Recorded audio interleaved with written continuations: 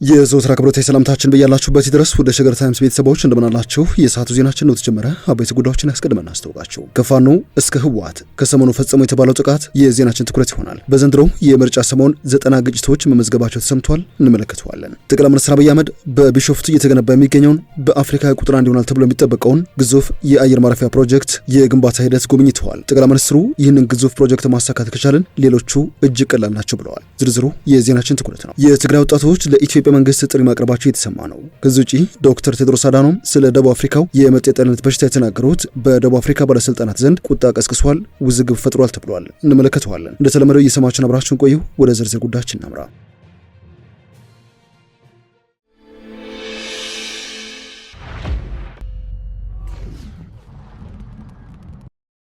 ጠቅላይ ሚኒስትር አብይ አህመድ የቢሾፍቱ ዓለም አቀፍ አውሮፕላን ማረፊያ የግንባታ ሂደትን ጎብኝተዋል። ጠቅላይ ሚኒስትሩ ስለ ዓለም አቀፍ አውሮፕላን ማረፊያው በሰጡት ማብራሪያ በአፍሪካ ታላቁ ፕሮጀክት ስለመሆኑ ገልጸዋል። ለፕሮጀክቱ ገንዘብ ወይም ሀሳቡ ብቻ በቂ አይደለም ያሉት ጠቅላይ ሚኒስትሩ የፕሮጀክት መሪዎች ችግር የፕሮጀክቶች በወቅቱ እንዳይጠናቀቅ ሲያደርግ መቆየቱን አንስተዋል። በዚህ ግንባታ ከ8000 በላይ ሰራተኞች የተሳተፉ ይገኛሉ። ከ3800 እስከ 4000 የሚጠጉ ማሽኖች በስራው ይንቀሳቀሳሉ። በቀን 650,000 በላይ ሊትር ነዳጅ ለማሽኖች ይወጣልን ብለዋል። የፕሮጀክቱ ስራና የተሽከርካሪዎች እንቅስቃሴ በቴክኖሎጂ ቁጥጥር እንደሚደረግበትም ጠቅላይ ሚኒስትሩ አንስተዋል። ቴክኖሎጂ የፕሮጀክቱን እንቅስቃሴ ለማወቅና ለመቆጣጠር እያገዘ ነው ብለዋል። ይህንን ያክል ማሽን የሚንቀሳቀስበት ፕሮጀክትም እንደ ሀገር መርተን አናውቅም ያለ ጠቅላይ ሚኒስትሩ ይህን የስራ እንቅስቃሴ መቆጣጠርም አስፈላጊ ስለመሆኑ አንስተዋል። ይህንን ግዙፍ ፕሮጀክት ማሳካት ከቻለን ሌሎቹን በቀላሉ እናሳካለን ያሉት ጠቅላይ ሚኒስትሩ ይህ የቢሾፍቱ ዓለም አቀፍ አውሮፕላን ማረፊያ ለኢትዮጵያ ትልቅ ክብር ነው። ብዙዎች አትችሉም፣ ገንዘብ አታገኙም፣ ስራውን መምራት አይሆንላችሁም የሚል እሳቤ ነበራቸው። እኛ ግን እንችላለን፣ ይገባናል፣ የሚመጥነን ትልቅ ነገር ነው እያልን እንገኛለን ብለዋል። ማን እንደሚያሸንፍ ጊዜው ሲደርስም እንመለከተዋለን ሲሉ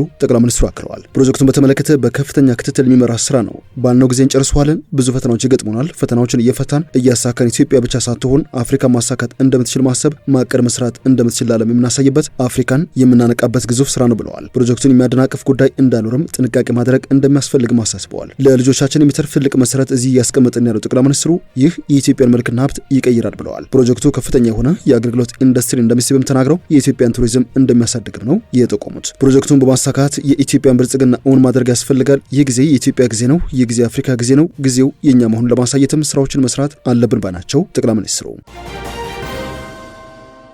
የሰዓቱ ዜናችን እንደቀጠለ ይገኛል። የአማራ ክልል የሰላም ካውንስል ከ6 ወራት በፊት ከፋኖ ተጠቂዎች ጋር ግንኙነት ካላቸው ግለሰቦች ጋር በናይሮቢ ተወያይቶ እንደነበረ ይፋ አድርገዋል። በአማራ ክልል የሚካሄደውን በትጥቅ የታገዘ ግጭት ለማስቆም ከፋኖ ተጠቂዎች ጋር ግንኙነት ካላቸው ግለሰቦች ጋር በኬንያ ዋና ከተማ ናይሮቢ ውይይት መደረጉን የአማራ ክልል የሰላም ካውንስል አስታውቋል። ውይይቱ የተካሄደው ከ6 ወራት በፊት እንደሆነ የካውንስሉ ዋና ሰብሳቢ አቶ ያየራድ በለጠ መናገራቸውን አሃዱ ኤፍኤም ዘግበዋል። ክልሉ ወደ ሰላማዊ እንቅስቃሴ እንዲመለስ ካውንስሉ በዓመት ውስጥ የሰራውን ስራ አስመልክቶ ከዜና ምንጩ ጥያቄ የቀረበላቸው የካውንስሉ ዋና ሰብሳቢ አቶ ያየራድ የድርድር አማራጭን ለመክፈት ከተካሄዱ ውይይቶች መካከል ናይሮቢ የተካሄደ ውይይት ይገኝበታል ባይ ናቸው። ኑሯቸውን በውጭ ሀገራት ካደረጉ ከፋኖ ጋር ግንኙነት አላቸው የተባሉ ግለሰቦች የተሳተፉበት ውይይትም ያለ ውጤት ቢጠናቀቅም በጎ ጅምር ነበር ብለውታል። ከዚህ ቀደም በካውንስሉ አመቻችነት በተካሄደ ውይይት ከ200 በላይ የፋኖ ታጣቂዎች የሰላም አማራጭን ተቀብለው ወደ ማህበረሰቡ መቀላቀላቸውን አቶ ያየራድ ተናግረዋል። ካውንስሉ የናይሮቢ ውይይቱን በራሱ ተነሳሽነት ማካሄዱንና ይህንን ጥረቱን የክልሉ ሰላም እስከሚረጋገጥ እንደማያቋርጥ ሰብሳቢው አረጋግጠዋል። ለህዝብ ሰላም ሲባል ሁሉም ወገኖች ለድርድርና ለውይይትም ቅድሚያ እንዲሰጡ አቶ ያየራድ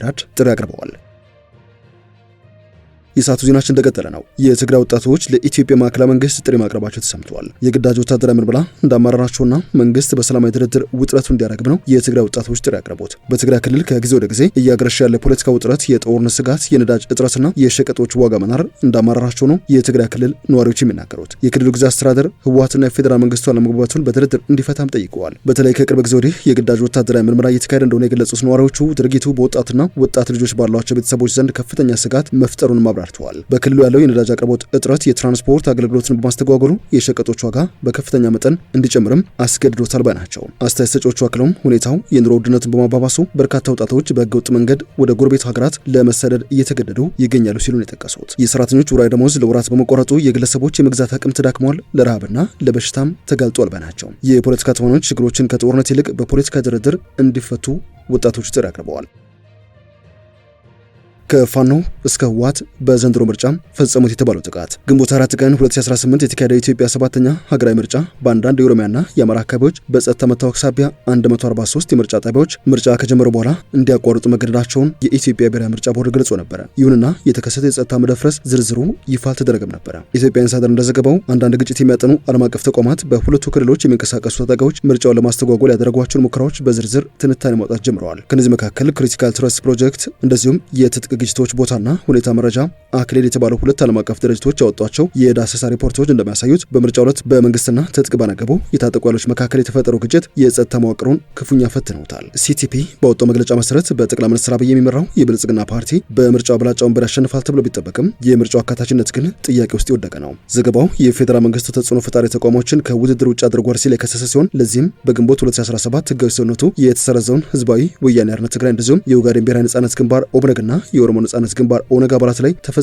ያሏቸውን እስራቶች በምሳሌነትም አስቀምጠዋል። ከዚህ ባለፈ ከአፍሪካ ህብረትና ከኢጋድ ታዛቢዎች ውጭ ያሉ ዓለም አቀፍ ነጻ ታዛቢዎችና ገለልተኛ ሚዲያዎች ሂደቱን አለመታዘባቸውንም ጠቅሰዋል። የአክሊል ከፍተኛ ተንታኝ ዶክተር ጃሌል ጌታቸው ባቀረቡት መረጃ መሰረት የድምጽ መስጫው ዕለት ግንቦት 4 ቀን በአማራ ክልል በፋኖ ሚሊሻና በመንግስት የጸጥታ ኃይሎች መካከል ከፍተኛ ውጊያ የተስተዋለበት ነበር ባይ ናቸው። የፋኖ ኃይሎች ምርጫውን ለማስተጓጎል ኦፕሬሽን አይሻ ሰኢድ የተሰኘ ጥቃት ከፍተው ነበሩ ያለ ሲሆን በዕለቱ ብቻ ቢያንስ 90 ትጥቅ አዘል ግጭቶች ተመዝግበዋል ነው ያለው። ይህም ከ2 ዓመት በፊት በፋኖ ታጣቂዎችና በመንግስት መካከል ግጭት ከተቀሰቀሰ ወዲህ በአንድ ቀን ውስጥ የተመዘገበ ከፍተኛው የውጊያ ቁጥር ነው ተመዝግበዋል።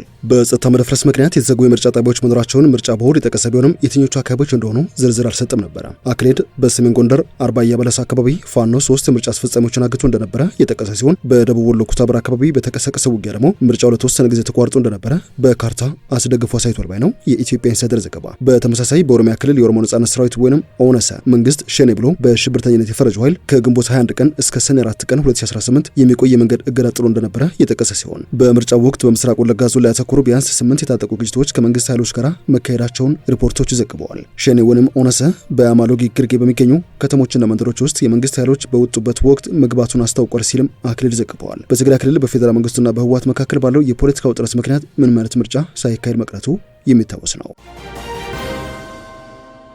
ወደ መጨረሻ ጉዳያችን እናምራ። የዓለም ጤና ድርጅት ዋና ዳይሬክተር ዶክተር ቴድሮስ አዳኖም ደቡብ አፍሪካ ውስጥ በተገደሉ ኢትዮጵያና ሞዛምቢካዊ ዙሪያ በሰጡት አስተያየት የሀገሪቱ መንግስት ደስተኛ ለመሆኑን ገልጸዋል። ዶክተር ቴድሮስ በትናንትናው ዕለት በደቡብ አፍሪካ ሌላ ዙር መጤጠል ጥቃት እያገረሸ ስለመሆኑ በመጥቀስ ድርጊቱ ሀገሪቱ ለነጻነት ያደረገችውን ትግል የሚክድ አሳዛኝ ሁኔታ ነው በማለት ገልጸውት ነበረ። ዋና ዳይሬክተሩ ደቡብ አፍሪካ ውስጥ በሚፈጽሙ መጤጠል ጥቃቶች የሰው ሕይወት በአጭሩ እየተቀጨ ስለመሆኑ በመግለጽ በቅርቡ የሞቱ ኢትዮጵያና ሞዛምቢካዊ ዜጎችን በምሳሌነት ጠቅሰዋል። ይህንን ተከትሎ የደቡብ አፍሪካ ባለስልጣናት የዋና ዳይሬክተሩ አስተያየት ትክክል አለመሆኑ በመጥቀስ በሀገሪቱ ውስጥ ተፈጥሯል ስለሚባለው መጤጠል ጥቃት ትክክለኛና አስተማማኝ መረጃን ለዓለም ጤና ድርጅት ለማስረዳት እንደሚፈልጉ ገልጸዋል። ዓለም አቀፍ ግንኙነትና ትብብር መስሪያ ቤት የሚባለው የደቡብ አፍሪካ የውጭ ጉዳይ ሚኒስትር ቃል አቀባይ እንደተናገሩት ከሆነ ዶክተር ቴድሮስ የጠቀሷቸው ውጭ ዜጎች ህይወት በማለፉ እንደሚያዝኑ በመግለጽ ምክንያቱ ግን መጤጠል ጥቃት እንዳልሆነ አስተባብለዋል። ባለስልጣናት ለኢትዮጵያና ለሞዛምቢኩ ዜጋ ሞት ምክንያት የመጤጠል ጥቃት አለመሆኑን ከመግለጻቸው በተጨማሪ የኢትዮጵያ ሞት ከተደራጀ ወንጀል ጋር እንደሚያዝ የሞዛምቢክ ዜጋው ደግሞ ምርመራ እየተደረገበት እንደሚገኝ ይፋ አድርገዋል። ባለፉት ሳምንታት በደቡብ አፍሪካ ውስጥ የጸረ አፍሪካን ስደተኞች ስሜት በይፋና በተዘዋዋሪ ሲንጸባረቁ ቆይተዋል። መንግስት ህግ ያልሆኑ ስደተኞች እንዲቆጣጠር የሚጠይቁ በርካታ የተቃውሞ ሰልፎችም በመላ ሀገሪቷ ተካሂደዋል። ከዚህ ውጪ በውጭ ዜጎች ላይ ያነጣጠሩ ጥቃቶችን የሚያመለክቱ ዘገባዎች ሲወጡ የቆዩ ሲሆን ሆኖም ከነዚህ ጥቃቶች ጋር በተያያዘ ዝርዝር መረጃዎችና ቁጥሮች ከመንግስት እስካሁን አልተሰጠም። ወደ ሸገር ታይምስ ቤተሰቦች የሰዓቱ ዜናችን በቃ ስላደመጣችሁን አመሰግነን። በያላችሁ በሰና ጊዜ